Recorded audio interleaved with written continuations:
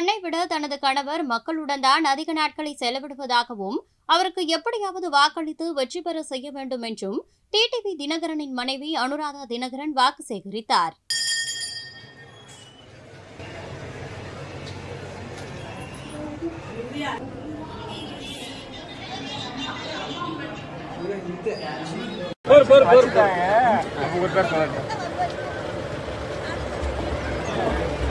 ஆண் குழந்தைக்கு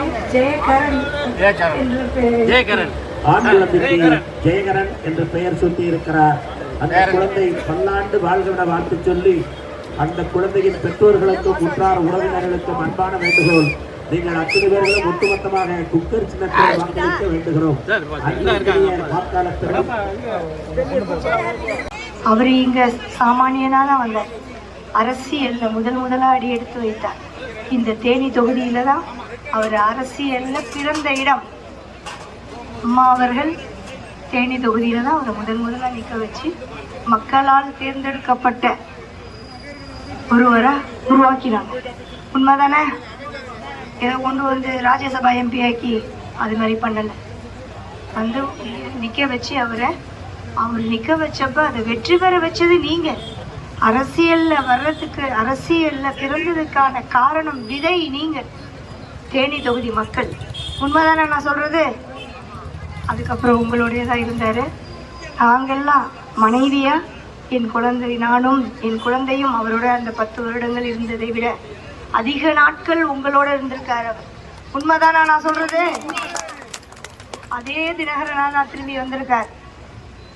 அதனால இந்த முறை அவர் எந்த சின்னத்துல நிக்கிறார் எல்லாருக்கும் தெரியுமாமா? என்ன சின்னத்துல நிக்கிறாருன்னு நம்ம டெய்லி வீட்டுல காலைல எந்திரிச்ச உடனே அடுப்புல வைக்கிற பால் குக்கர்ல இருந்து அரிசி சாதம் வடிக்கிற குக்கர்ல இருந்து எல்லாம் பார்க்கும்போது உங்களுக்குலாம் ஒரு ஞாபகம் வருமா? மறந்து கூட பழைய சின்னத்தை ஞாபகத்துல வச்சுக்காம இங்க வர முடியாதவங்க எத்தனையோ பெரியவங்க எல்லாம் இருப்பாங்க. அவங்களுக்கு தினகரன் அவர்களை நன்றாக தெரியும்.